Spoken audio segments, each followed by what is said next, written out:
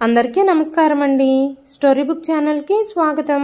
ఈరోజు నేను మీకు వినిపించబోతున్న కథ ఎదురుగాలి.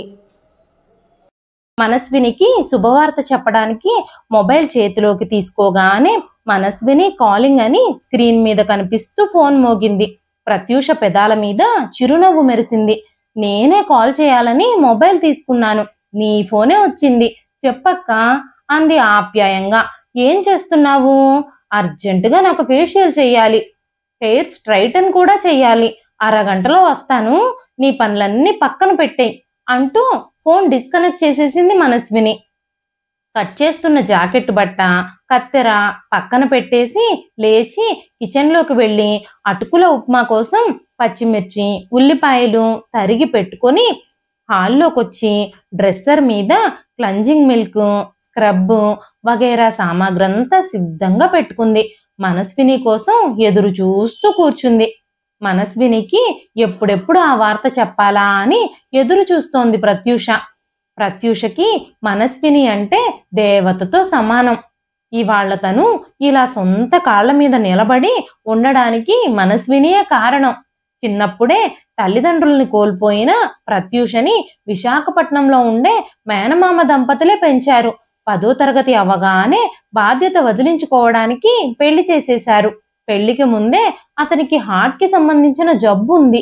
కానీ ఆ విషయం వాళ్ళ దగ్గర దాచిపెట్టేశారు, అటువారు ఇటువారు కలిసి. అత్తగారు మామగారు సాధింపులున్నా భర్త మంచివాడు కావడంతో ఏడాది పాటు సంసారం బాగానే సాగింది. ఒకరోజు రాత్రి నిద్రలోనే మాసివ్ అటాక్ వచ్చి తెల్లారేసరికల్లా కట్టెలా జీవం లేకుండా పడి ఉన్న భర్తని చూసి కొయ్యబారిపోయింది ప్రత్యూష. అతని చావుకి కోడలే కారణమని, ఆమె జాతకం మంచిది కాదని అనేక రకాలుగా నిందించి ఆమెను ఇంటి నుంచి తరిమేసేశారు అత్తామామలు. పెంచిన మేనమామ శాస్త్రానికి 10 రోజులు భర్త పోయాక ఆమెను తన ఇంటికి తీసుకువెళ్ళి ఆ తరువాత, అమ్మా నీ బాధ్యత చేతనైనంత వరకు మేము మోసాము, ఇక మా వల్ల కాదు, ఏదైనా మార్గం నువ్వే వెతుక్కో, మా మీద భారం మేం వేసుకోలేము అని నిర్మోహమాటంగా చెప్పేయడంతో దిక్కుతోచక క్రాస్ రోడ్లో నిలబడిపోయింది. అప్పుడు అనుకోకుండా విశాఖ రైల్వే స్టేషన్లో పరిచయం అయింది మనస్విని. హైదరాబాద్ డెల్ కంపెనీలో పనిచేస్తున్న మనస్విని వీకెండ్లో తల్లిదండ్రుల్ని కలుసుకోవడానికి వచ్చి తిరిగి మళ్ళీ హైదరాబాద్ వెళుతున్నప్పుడు ప్లాట్ఫామ్ బెంచ్ మీద సోక దేవతలో కూర్చున్న ప్రత్యూషని చూసి విషయం తెలుసుకొని ధైర్యం చెప్పి తనతో పాటే తీసుకొచ్చి బ్యూటీషియన్ కోర్సులో చేర్పించింది.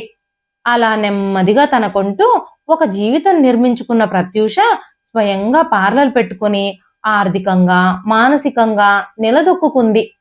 అందుకే తనకంత సహాయం చేసి దారి చూపించినందుకు మనస్విని అంటే ప్రత్యూషకి ఎంతో అభిమానం. అయితే ఇటీవల కొన్ని రోజుల క్రితం ఫేస్బుక్ ద్వారా ప్రత్యూష జీవితంలోకి వచ్చాడు యుఎస్లో ఉన్న విశాల్. చాలా తక్కువ కాలంలోనే ఇద్దరి మధ్య ప్రేమ అంకురించింది. 10 రోజుల్లో ఇండియా వస్తున్నాను, రాగానే పెళ్లి చేసేసుకుందాం, ఆ తర్వాత నిన్ను కూడా నాతో పాటే అమెరికా తీసుకెళ్ళిపోతాను, నీ సర్టిఫికెట్లన్నిటితో సహా సిద్ధంగా ఉండు అంటూ మెసేజ్ పెట్టాడు నిన్ననే విశాల్. అప్పట్నుంచి ప్రత్యూషకి ఆనందపు రెక్కలొచ్చినట్టుగా అనిపించి ఊహలలో తేలిపోతుంది. ఇంతకాలం మనస్వినికి చెప్పకుండా దాచిన తన ప్రేమాయణాన్ని చెప్పేయాల్సిన సమయం వచ్చేసింది. అందుకే ఫోన్ చేసి మనస్వినిని రమ్మనాలి అనుకుంది. అంతలోనే మనస్వినియే ఫోన్ చేసి తనంతట తానే వస్తుంటే అమ్మయ్యా అనుకుంది ప్రత్యూష. ప్రత్యూష ఆలోచనల్లో ఉండగానే మనస్విని హాయ్ అంటూ వచ్చి డ్రెస్సర్ ఎదురుగా స్పా బెడ్ మీద కూర్చుంది. ఏంటి సంగతి, ఏదన్నా పార్టీ హడావిడా అంది ప్రత్యూష కాటన్ తీసుకుని నీళ్లల్లో తడిపి మనస్విని మొహం తుడుస్తూ. అవునవును, చాలా ఇంపార్టెంట్ పార్టీ వెనక్కి వాలుతూ అంది. అలా మాట్లాడుతూనే గోల్డెన్ ఫేషియల్ హెయిర్ స్ట్రైట్నింగ్ చేశాక పెడిక్యూరు వ్యాక్సింగ్ దాదాపు 2.5 గంటల సేపు తర్వాత ఫ్రెష్గా లేచి బాత్రూంలోకి వెళ్ళింది మనస్విని. ప్రత్యూష కూడా గబగబా చేతులు కడిగేసుకొని కిచెన్లోకి వెళ్ళి 10 నిమిషాల్లో అటుకుల ఉప్మా చేసేసింది. మనస్విని మాయిశ్చరైజర్ తీసుకొని చేతులకి మొహానికి రాసుకుని ప్రత్యూష చేతిలో ఉన్న ప్లేట్ చూసి రారా త్వరగా రా, ఆకలి దంచేస్తుంది అంది. చిరునవ్వుతో ప్రత్యూష ప్లేట్ అందిస్తూ అంది. ఇవాళ నీకు శుభవార్త చెప్పాలక్కా అంది. చెప్పు చెప్పు అంటూ ఉత్సాహంగా ప్రత్యూష వైపు జరుపుకుంది కుర్చీ మనస్విని. ప్రత్యూష ప్లేట్లో ఉప్మాని స్పూన్తో అటు ఇటు కలుపుతూ కొన్ని క్షణాలు మౌనంగా ఉండి అంది. నేను చెప్పేది విన్నాక నీకు నా మీద కోపం వస్తుందేమో అక్క అని అనగానే మనస్విని ఆశ్చర్యంగా ఎందుకు కోపం, నీ మీద నాకెందుకు కోపం వస్తుంది అంటూ ఆశ్చర్యంగా అడిగి అనుమానంగా చూస్తూ అంది మనస్విని. ఏంటి, ఏదన్నా ప్రేమ వ్యవహారమా? ప్రత్యూష మొహంలో సిగ్గుచుక్కలు పొడిచాయి.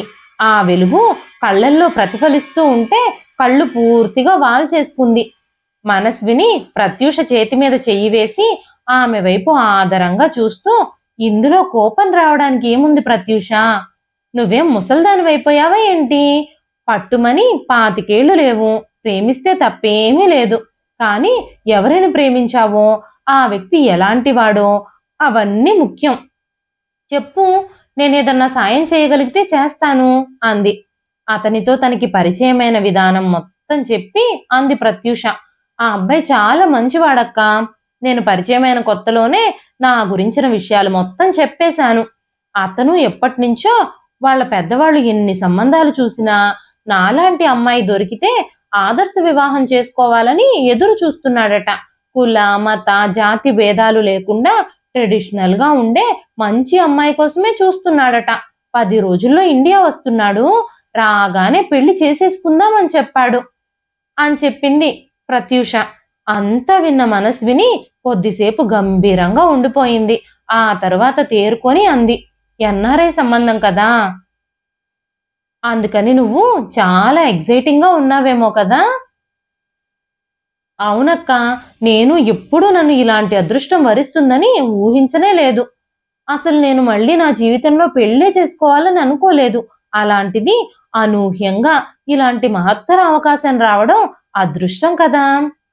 ఎప్పటికైనా నాకు ఒక తోడు కావాలనిపిస్తుంది కదా అక్క, అప్పుడు ఇంత మంచివాడు దొరకాలి కదా అని అనగానే, నువ్వు చెప్పేది 100% నిజం. కానీ ఫేస్బుక్ ద్వారా పరిచయమైన వ్యక్తిని గుడ్డిగా నమ్మడం అంటే మూర్ఖత్వం అవుతుందేమో.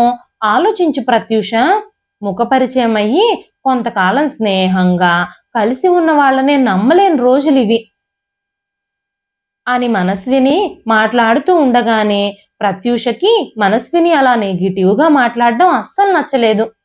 తనని ప్రోత్సహించి ఉత్సాహపరుస్తుంది అనుకుంది, మనసారా దీవిస్తుంది అనుకుంది. కానీ ఇలా మాట్లాడుతుందేమిటి? అసంతృప్తిగా చూసింది.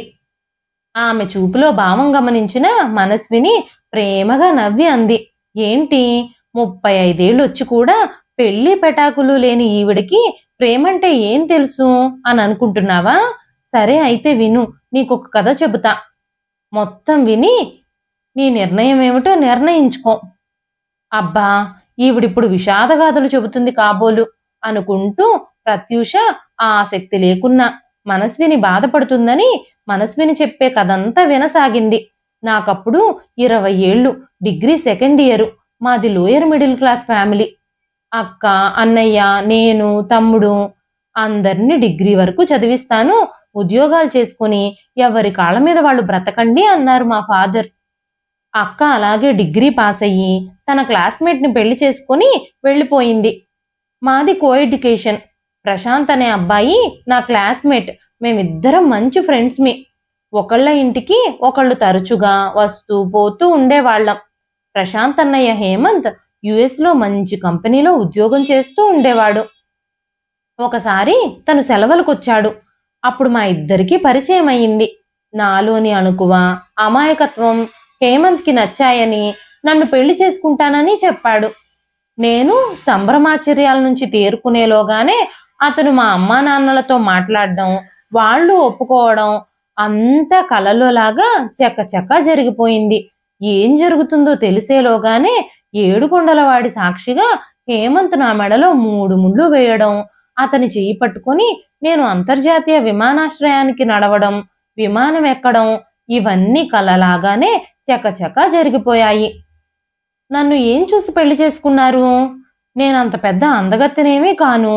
డిగ్రీ కూడా పూర్తి చేయలేదు.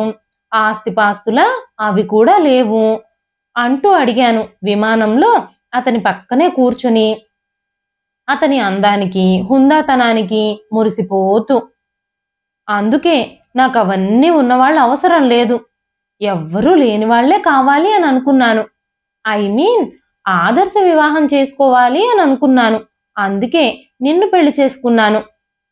అనవసర విషయాలన్నీ ఆలోచించి మనసు పాడు చేసుకోకు. Be happy. నువ్వుండబోయేది అమెరికా. తెలుసు కదా అమెరికా అంటే ఏమిటో? ఎంతో మంది కలలు కనే స్వర్గం. ఆ స్వర్గానికి నిన్ను తీసుకెళ్తున్నాను. అక్కడ నువ్వు గడపబోయే అందమైన జీవితం గురించి కలలు కను అన్నాడు. కాలిఫోర్నియా ఇంటర్నేషనల్ ఎయిర్పోర్ట్లో ల్యాండ్ అవ్వగానే అక్కడ ఎయిర్పోర్ట్ని చూసి నా కళ్ళు చెదిరిపోయాయి.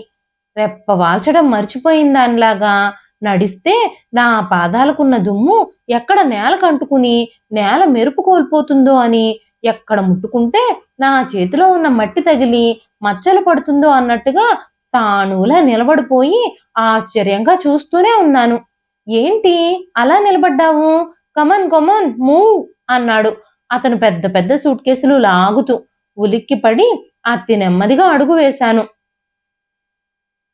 Skin tight grey colour skirt, white shirt వేసుకుని జుట్టు భుజం మీద పడుతుంటే నవ్వుతూ డ్రైవింగ్ సీట్లోంచి లేచి వచ్చిన ఒక అమెరికన్ అమ్మాయి హేమంత్ని కౌగిలించుకొని హాయ్ అంది. హేమంత్ ఆమె నుదుటి మీద ముద్దు పెట్టుకుని hi darling, how are you అన్నాడు. నా వైపు చూసి షీజ్ ఇసబెల్లా అన్నాడు హేమంత్. ఎవరీమె?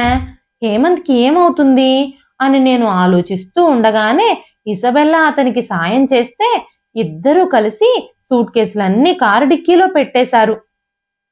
కూర్చో అన్నాడు ఇసబెల్లా పక్కన ప్యాసింజర్ సీట్లో కూర్చుంటూ. ఇసబెల్లా డ్రైవింగ్ చేసింది.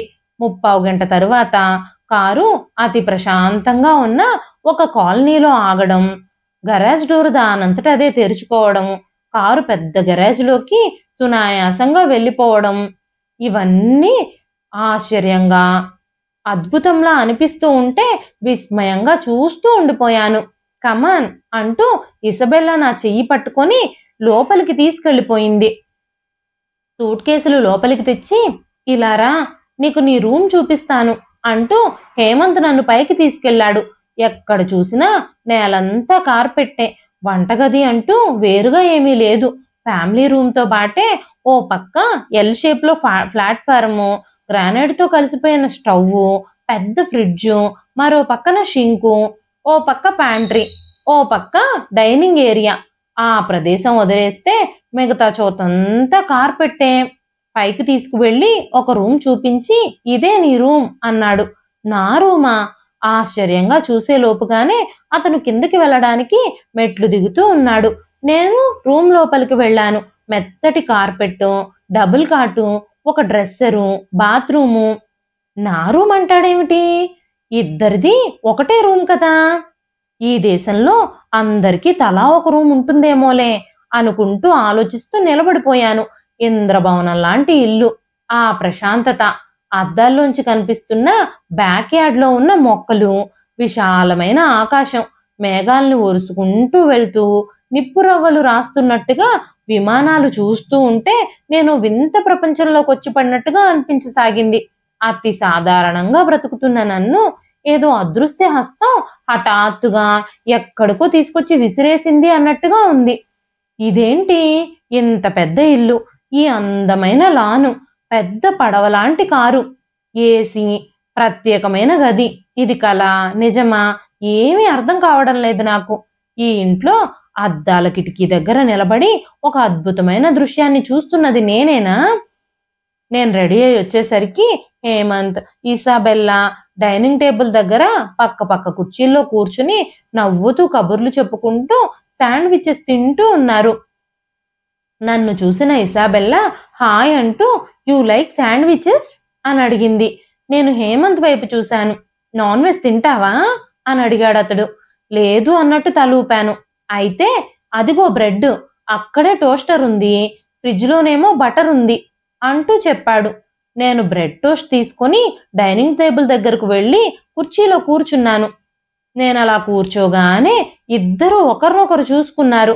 ఆ చూపులో భావం ఏమిటో నాకు అర్థం కాలేదు. టోస్ట్ తింటూ అడిగాను హేమంత్ని, ఈవిడ మనింట్లోనే ఉంటుందా? వంట మనిషా? హేమంత్ ఆశ్చర్యంగా ఆమెను చూశాడు. ఆవిడ వంట మనిషిలా కనిపిస్తుందా నీకు? ఆ స్వరంలోని సీరియస్నెస్కి కొంచెం బెదురుతూ సారీ అన్నాను. కానీ త్వరలోనే తెలిసింది ఆమె వంట మనిషి కాదు, ఇంటి మనిషి అని. అతను తన నోటితోనే తానే చెప్పాడు. ఆ రోజు శనివారం. నిద్రలేచాక కాని హేమంత్ రాత్రి ఇంటికి రానే లేదని తెలిసింది. గబుక్కున మంచం దిగి గదిలోంచి బయటకొచ్చాను. అంత నిశ్శబ్దం. ఒక్కసారిగా ఆ నిశ్శబ్దానికి చాలా భయంగా అనిపించింది. కిందకి దిగి వెళ్ళాను. ఎక్కడా అతనొచ్చిన జాడే లేదు. లోపల నుంచి గరాజులోకి వెళ్లే డోర్ తీసి చూశాను. కారు లేదు. అంటే రాత్రి ఆయన ఇంటికి రాలేదన్నమాట. ఎందుకు రాలేదు? ఎక్కడికి వెళ్ళుంటాడు? ఎవరిని అడగాలి? ఏమని అడగాలి? అసలు ఎవరున్నారని చుట్టుపక్కల? ఇంతవరకు నేను గడప దాటి బయటకు వెళ్ళనే లేదు. ఆ రోజొచ్చాక అసలు బయట మొహమే చూడలేదు. కాఫీ కలుపుకొని డైనింగ్ టేబుల్ దగ్గర కూర్చుని తాగుతూ అద్దాల్లోంచి బ్యాక్ యార్డ్ అందాలు చూస్తూ కూర్చున్నాను. స్ప్రింక్లర్లు వాటి దారినవే టైం ప్రకారం ఆన్ అయిపోతున్నాయి. జల్లులు జల్లులుగా గడ్డిని తడుపుతున్న నీటి దారాలను చూస్తూ ఆలోచిస్తూ ఉంటే ఏదో భయం ఒళ్ళంతా పాకుతున్నట్టుగా అనిపించింది. ఇతనికి ఏమీ కాలేదు కదా? ఆ రోజంతా కళ్ళు గుమ్మానికే అతికించి ఎదురు చూశాను. ఆ రోజు, మర్నాడు, 2, 3, 4 వారం 10 రోజులు గడిచిపోయాయి. భయం, నిస్సహాయత, దుఃఖం, అనేక భావాలు నన్ను అస్థిమితం చేసేశాయి. బయటకు వెళ్ళి చూడాలంటే ఎటు వెళ్లాలో అర్థం కాలేదు. సెక్యూరిటీ లాక్ కూడా ఉంది. నేను డోర్ తీసిందాకా నువ్వు బయటకు వెళ్ళొద్దు. నువ్వు డోర్ టచ్ చేస్తే అలారం మోగుతుంది, కాప్స్ వచ్చేస్తారు అని అతను ముందే హెచ్చరించాడు. జీవోత్సవంలా కూర్చున్నాను. రాత్రి పగలు ఎలా గడిచిపోయాయో తెలీదు. ఆ రోజు సరిగ్గా ఉదయం 11 గంటలకి డోర్ లాక్ తీసిన శబ్దం అయింది. పిచ్చిదానిలాగా పరిగెత్తుకుంటూ వెళ్ళాను. హేమంత్ లోపలికొచ్చాడు. నేను ఒక్కసారిగా బరస్ట్ అయిపోయాను. అతను క్షణంలో చిరునవ్వు పెదాల మీద అతికించుకొని నన్ను సోఫా దగ్గరకు నడిపిస్తూ తీసుకొస్తూ, అరెరే ఇలా అయిపోయావేంటి? 4 రోజులకే ఇలా అయిపోతే ఎలా? నేను ఒక్కోసారి నెల 2 నెలలు కూడా ఇంటికి రాను. అప్పుడు కూడా ఇలాగే ఉంటావా? వెరీ బ్యాడ్ అంటూ ఫ్రిడ్జ్ దగ్గరకు వెళ్ళి ఆరెంజ్ జ్యూస్ తీసి గ్లాసులో పోసి తీసుకొచ్చి తన మొహంలోకి వెర్రిగా చూస్తూ, నెల 2 నెలలా అంటున్నా నా నోటికి అందిస్తూ, ముందిది తాగు, నేను తర్వాత చెప్తాను అన్నాడు. నేను ఏడుస్తూ, నాకొద్దు, ముందు చెప్పండి, ఎందుకు రారు, ఎక్కడికి వెళతారు అన్నాను నిలదీస్తూ. తాగు, లేకపోతే చచ్చిపోతావు, చాలా నీరసంగా ఉన్నావు అన్నాడు బలవంతంగా నా నోటికి గ్లాస్ అందిస్తూ. బలవంతంగా ఆరెంజ్ జ్యూస్ అంతా తాగేసి గ్లాస్ పక్కన పెట్టేసి అన్నాను, చెప్పండి, ఎందుకు రారు మీరు అని. అతను సోఫాలో వెనక్కి వాలి కూర్చుంటూ, నేనెక్కడికి వెళ్ళాను అనేది నీ క్వశ్చన్ కదా, అవునా అన్నాడు. అప్పటిదాకా ఒగ్గపట్టుకున్న దుఃఖం ఒక్కసారిగా ఎగిసిపడింది. బావురుమంటూ అతన్ని చుట్టేసి అన్నాను, నాకు చాలా భయం వేసేసిందండి. మీరలా చెప్పా చేయకుండా ఇన్నాళ్ళు వెళ్ళిపోతే ఏమైపోయారనుకోను, ఎవరిని అడగను, నాకెవరు తెలుసని ఇక్కడ, కనీసం ఈ ఇంట్లో ఫోన్ కూడా లేదు నాకు. నేను అసలు ఏమైపోతానని మీరు అందుకున్నారు? ఎందుకలా వెళ్ళారు నాకు చెప్పా చేయకుండా? ఆఫీస్ పని ఏదన్నా ఉంటే నాకు చెప్పే వెళ్ళొచ్చు కదా అంటూ వెక్కి వెక్కి ఏడవసాగాను. నువ్వు ముందా ఏడు పాపం, చెప్తాను. నేను చెప్పేది విన్నాక ఇక ఎప్పుడు నీ నోటి నుంచి ఇలాంటి ప్రశ్నలు వినిపించొద్దు అంటూ నెమ్మదిగా చెప్పసాగాడు. అతని నోటి నుంచి వస్తున్న ఒక్కో అక్షరం ఒక్కో బాకులాగా గుండెల్లో గుచ్చుకుంటూ ఉంటే తాణులా కూర్చున్నాను నేను. అతను చెప్పదలుచుకున్నదంతా చెప్పేసి అన్నాడు, సో నాకిలా పార్ట్ టైం వైఫ్గా మెయిడ్గా ఉంటూ కమ్మటి ఇండియన్ భోజనం వండి పెట్టడానికి నీ ఇలాంటి అమాయకురాలు, వినయం, విధేయత, అణుకువ ఉండి ఆస్తి లేని అమ్మాయి అయితే నోరు మూసుకుని భరిస్తుందని నేను నిన్ను పెళ్లి చేసుకున్నాను. ఈ దేశంలో బోలెడంత డబ్బు ఉంటుంది, అన్ని రకాల విలాసాలు ఉంటాయి. కానీ ఇండియాలోకి లాగా పని మనుషులు ఉండరు. అక్కడి నుంచి పని మనిషిని తీసుకురావాలి అంటే అదో పెద్ద తతంగం అయిపోతుంది.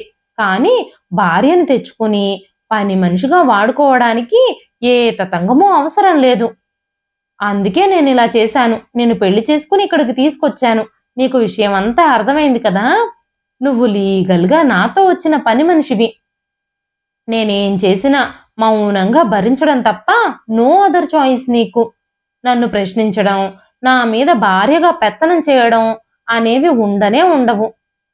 నా నుంచి ఇంతకు మించిన ప్రేమ, అనురాగం నువ్వు ఆశించొద్దు. బెడ్ మీద తప్ప నా పక్కనే కూర్చోవద్దు. ఇవన్నీ నా కండిషన్స్.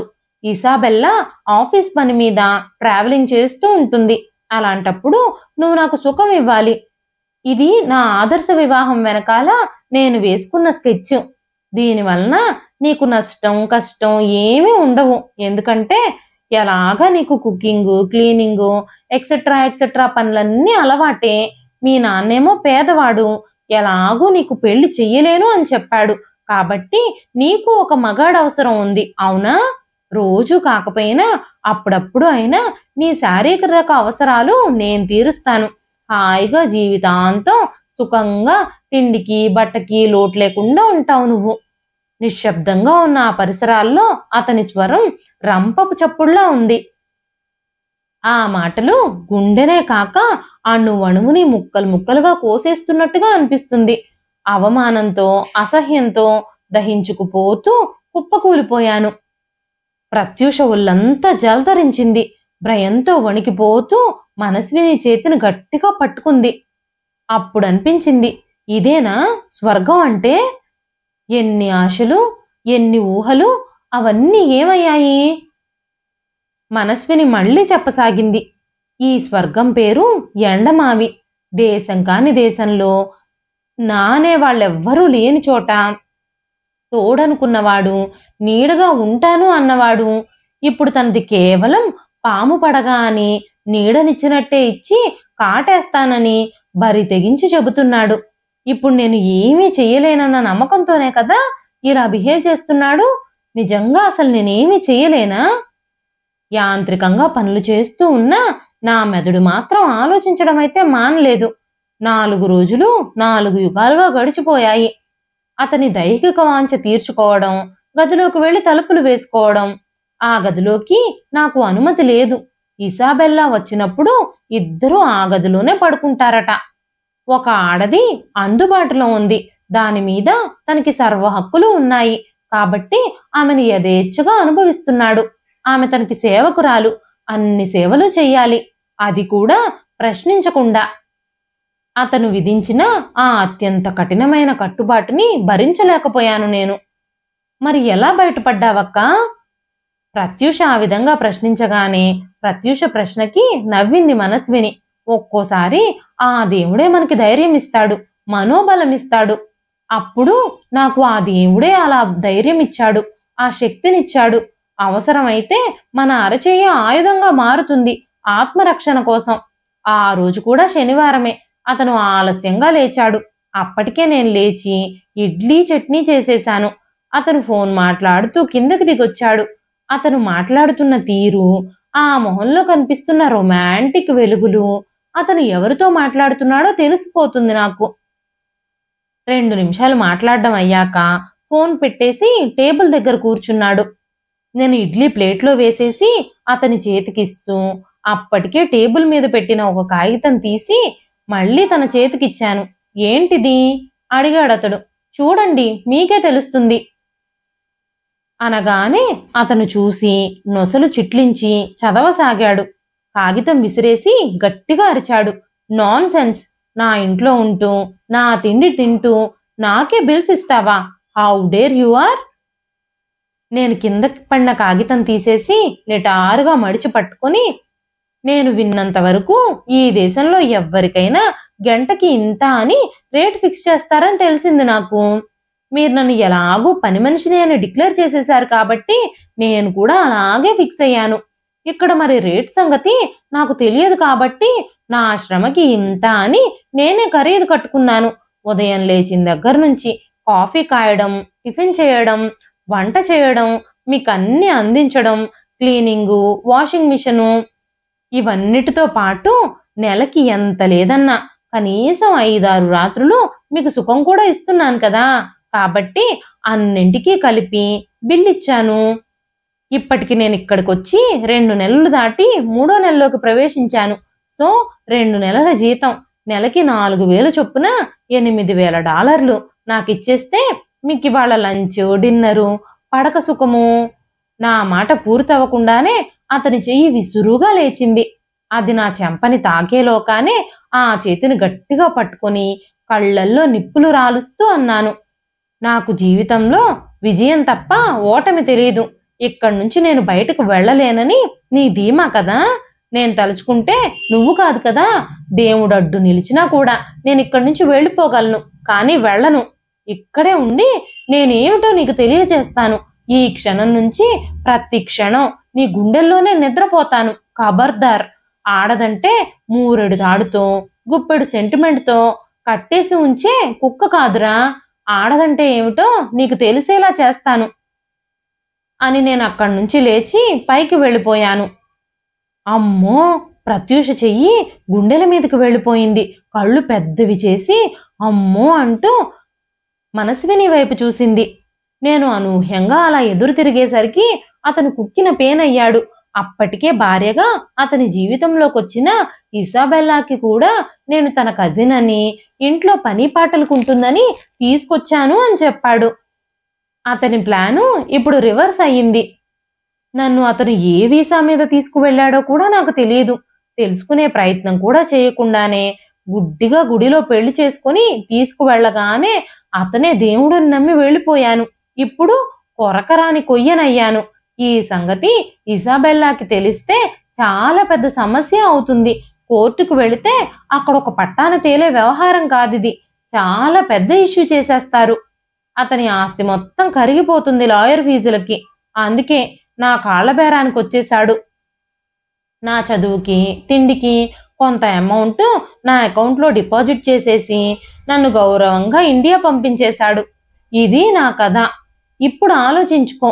అందరికీ ఇలాగే జరుగుతుందని నేను అనను, కానీ ఆలోచించి అడుగు వేయమని శ్రేయోభిలాషిగా చెప్తున్నాను. నువ్వే ఆలోచించుకో, ఏం చెయ్యాలి, ఏం చేయకూడదు, అసలు ఎలా ముందుకు నడవాలి అని ముగించింది మనస్విని. మనస్విని వెళ్ళిపోయాక కూడా ఎంత వదిలించుకున్నా వదలని ఆలోచనలు ఆమెని ఆ రోజంతా వెంటాడుతూ మస్తిష్కంలో తుఫానుని సృష్టించాయి. అనేక భయాలతో పాటు ఎక్కడో ఒక చిన్న ఆశల మొక్కలు కూడా చిగురించసాగాయి. అమెరికా భూతల స్వర్గం, ఆధునిక యువతీ యువకుల మెరుపుల కళ. ఎన్ని పూజలు చేస్తే మాత్రం ఈ అదృష్టం వరిస్తుంది. పైగా తనలాంటి అమ్మాయికి. జీవితంలో ఆల్రెడీ ఒకసారి పరాజయం కలిగాక మళ్ళీ అలాగే జరుగుతుందా? ఏమో, ఎవరు చెప్పగలరు? కాలం కర్మం కలిసి రాకపోతే చేతిలో ఉన్న తాడే పామే కరుస్తుందట. ప్రత్యూష అస్థిమితమైన మనసుతో ఫేస్బుక్ ఓపెన్ చేయలేకపోయింది. 2 రోజులు అసలు తను ఫేస్బుక్ జోలికే వెళ్ళలేదు. ఈ అవకాశం తనకి మంచి జరగడానికే వచ్చిందేమో. మనస్విని నింపిన సందేహాలు, భయాలు నెమ్మదిగా ఆశాకిరణాలు తాకిన మంచులాగా కరిగిపోతూ ఆమె కళ్ళ ముందు అద్భుతమైన ఒక కొత్త ప్రపంచం రంగురంగులుగా విస్తరించుకోసాగింది. మనస్వినికి జరిగినట్టే అందరికీ జరిగితే ఇన్ని వేల మంది అసలు అక్కడ ఎందుకుంటారు అని అనుకుంది తనలో తానే. గుమ్మం ముందుకు వచ్చిన అపురూపమైన అవకాశం ఇది. లేనిపోని ఆలోచనలతో వదులుకోవడం తెలివి తక్కువతనమే అవుతుంది కదా. 3వ రోజు అతని నుంచి ఫోన్ వచ్చింది. ఏమైంది, ఎందుకు ఎఫ్బీలోకి రావడం లేదు, ఆర్ యు ఓకే అంటూ అడిగాడు అతడు. అతని స్వరంలో ఆందోళన, ఆతృత ధ్వనిస్తూ ఉన్నాయి. ప్రత్యూష నాదస్వరం విన్న నాగపామైపోయింది. అప్పటిదాకా ఉన్న సందేహాలు, భయాలు ఎగిరిపోయాయి. ప్రేమ నిండిన అతని మాటలు మనసుని మల్లెపూల సౌరభంలా తాగాయి. నేనింకా 2 రోజుల్లో ఫ్లైట్ ఎక్కుతాను, బీ రెడీ అన్నాడు. ఆమె కళ్ళు చెకోరాలే అయ్యాయి. ఎదురు చూసిన రోజు రానే వచ్చింది. వచ్చిన రోజే అతను ఆమెను కలిశాడు. ప్రేమ ఆవేశాలతో ముంచెత్తాడు. ఫోటోలో కన్నా చాలా బాగున్నాడు. నేను చాలా లక్కీ అన్నాడు. తను కూడా నువ్వు ఫోటోలో కన్నా చాలా బాగున్నావు, నేను చాలా లక్కీ అంటూ అన్నాడు. పెళ్లి ఫిక్స్ చేశాడు. నేను మీకు చెప్పాను కదా నా జీవితంలో జరిగిన సంఘటన అంది బిడియంగా. ఫర్గెట్ ఇట్, అదొక పీడకల, మర్చిపో, ముందుంది మంచి కాలం అన్నాడు. ఆమె నుదురు చుంబిస్తూ వస్తూ వస్తూ ఆమెని ఆశ్చర్యపరుస్తూ పచ్చల హారం 2 పట్టుచీరలు తీసుకొచ్చాడు. పెళ్లి సింపుల్ గా బిర్లా టెంపుల్లో జరగడానికి ఏర్పాట్లు చేశాడు. అతని ప్రేమ ప్రవాహంలో పూర్తిగా మునిగిపోయింది ప్రత్యూష. అతని రాక, ఇద్దరి మధ్య జరిగిన సంభాషణ, ఏర్పాట్లు మనస్వినికి చెప్పే ధైర్యం చేయలేకపోయింది. ఎంత ఆత్మీయురాలైనా ఆమె కూడా ఆడదే, ఈర్ష అసూయకి అతీతురాలు కాదు కదా. ప్రేమ విషయంలో కొంత గోప్యత అవసరమే అనుకుంది. మరునాడు పెళ్లి అనగా ఫోన్ చేసింది. వెడ్డింగ్ కార్డ్స్, మంత్రాలు, హడావిడి ఇవేవీ లేవక్క, సింపుల్ గా టెంపుల్లో పెళ్లి, నువ్వు తప్పకుండా రావాలి అంది. తప్పకుండా వస్తాను, నువ్వు సెటిల్ అవుతున్నందుకు నాకు చాలా సంతోషంగా ఉంది అంటూ మాటిచ్చింది మనస్విని. అతను కొన్న పచ్చటి కంచిపట్టు చీర, పచ్చల హారం, కళ్యాణం బొట్టు కళ్ళ నిండా కాటుక మెరిసిపోతోంది. గ్రే కలర్ సూట్లో అతను హుందాగా ఉన్నాడు. తనకన్నా దాదాపుగా 8 ఏళ్ళు వయసులో ఎక్కువైనా అతని టీవీ అందం ముందు ఆ వెలితి బాధించలేదామెని. ముహూర్త సమయం అయ్యింది. అతని అక్క బావ వచ్చారు. 2 స్నేహితులు కూడా వచ్చారు. చేతుల్లో పెద్ద పెద్ద పూల దండలతో, స్వీట్ బాక్స్ తో వచ్చారు వాళ్ళు. దండలు మార్చుకోమన్నాడు పురోహితుడు. ప్రత్యూష అటు ఇటు కలయ చూసింది. ఎవరి కోసం చూస్తున్నావు అంటూ అడిగాడతను. నా ఫ్రెండ్ రావాలి అంది. ముహూర్తం టైం అయ్యింది, వస్తుందిలే, ఆవిడొచ్చేదాకా ఇక్కడే ఉందాము, ముందు దండలు మార్చుకుందాం, జరగాల్సిన కార్యక్రమం అంతా జరిపిద్దాం అన్నాడు. కానివ్వండి, ముహూర్తం దాటిపోతుంది అంటూ త్వరపెట్టారు అక్కా బావలు. అతను ఆమె మెడలో దండ వేశాడు. ఆమె సిగ్గుతెరలు కమ్ముతూ ఉంటే తన చేతిలో దండ అతని మెడలో వేసింది. అతను తన వేలికి ఉంగరం తొడిగాడు. ఆ చెయ్యి అందుకొని పెదాలకు ఆనిచ్చుకున్నాడు. ఆమె అణువణువు జల్లుమంది, నిలువెల్ల పులకించిపోయింది. ఆ క్షణం మనసులో ఇంకా ఏ మూలనో గుచ్చుకుంటూ ఉన్న సందేహాలు, అనుమానాలు అన్నీ ఒక్కసారిగా పటాపంచలైపోయాయి. వారిద్దరి ప్రేమ మీద అర్చన చేయండి, వాళ్ళిద్దరి పేర్ల మీద అర్చన చేయండి, వాళ్ళ ప్రేమ కలకాలం ఉండాలి పంతులు గారు అంది అతని అక్క. అలాగే అమ్మా, పూజారి మంత్రాలు చదవసాగాడు. ప్రత్యూష 2 చేతులు జోడించి ఏడుకొండలవాడికి మనసారా నమస్కరించి తనకి ఇంత అదృష్టం కలిగించినందుకు కృతజ్ఞతలు తెలియజేసుకుంది. అర్చనంతా అయిపోయింది. హారతి ఇచ్చాడు. భక్తిగా హారతి కళ్ళకద్దుకుంది. తీర్థప్రసాదాలు తీసుకొని వెనక్కి తిరిగారు. మనస్విని చేతిలో పూలదండలతో ఆయాసపడుతూ వచ్చి, sorry Pratyusha, heavy traffic, late అయిపోయాను అని అంటూ ఆప్యాయంగా ప్రత్యూషని కౌగిలించుకుంది. ప్రత్యూష కళ్ళు కూడా చెమర్చాయి. ఈయన మా వారు. మనస్విని కౌగిల్ నుంచి విడిపించుకొని పక్కనే ఉన్న భర్తని పరిచయం చేసింది మనస్వినికి. మనస్విని చిరునవ్వుతో నమస్కరిస్తూ పూలదండ అతని చేతిలోకిస్తూ, ఎవరికి వేస్తారు ఈ దండ అంది చిరునవ్వుతో. క్షణంలో అతని మొహంలోని రక్తం పొంగినట్టుగా మొహం అంతా ఎర్రగా అయిపోయింది. చూస్తుండగానే ఉగ్రుడైపోయాడు. మనస్విని అతని అక్కాబావల వైపు చూస్తూ, ఎలా ఉన్నారు వదిన గారు, ఎలా ఉన్నారు అన్నయ్య గారు అంది. ఇద్దరి మొహాలు కత్తివేటుకు నెత్తురు చుక్కలేనట్టుగా పారిపోయాయి. అప్పటికే 2 పోలీసులు చేతిలో సంకెళ్లతో వచ్చారు. మనస్విని నవ్వింది అతన్ని చూసి. కాలం ఎప్పుడూ ఒకరికే అనుకూలంగా ఉండదు మిస్టర్ హేమంత్ ఉరఫ్ విశాల్ అని ప్రత్యూష వైపు చూస్తూ, ఇతను 10 రోజుల క్రితమే వచ్చినా కూడా నువ్వు నాకు చెప్పలేదు అంటే అప్పుడే నా మాటలు నీకు రుచించలేదు అని అర్థమైపోయింది. అయినా అమాయకంగా ఫేస్బుక్ స్నేహాన్ని నమ్మి పెళ్లికి సిద్ధపడిన నిన్ను చూస్తూ చూస్తూ వదలలేకపోయాను. అందుకే ఒక కంట కనిపెడుతూ ఉన్నాను. నువ్వు నేనే కాదు, మరో 4 కూడా వంచిన నిత్య పెళ్ళికొడుకితను. భార్య పేరుతో అమెరికా తీసుకువెళ్ళి పని మనుషులుగా వాడుకోవడమే కాదు, అవసరం అనుకుంటే, తనకి లాభం ఉంది అని అనుకుంటే, మంచి బేరం దొరికితే భార్యని బజారు వస్తువులా చేయడానికి కూడా వెనకాడ్డితను. ఇతని చరిత్ర ఇంకా చాలానే ఉంది. ఇతనికి సపోర్టుగా ఉన్న వీళ్ళందరూ నిజం అక్కా బావ కాదు, నీ మెడలో ఉన్న పచ్చల హారం లాగానే నకిలీ అక్కా బావలు అంది మనస్విని.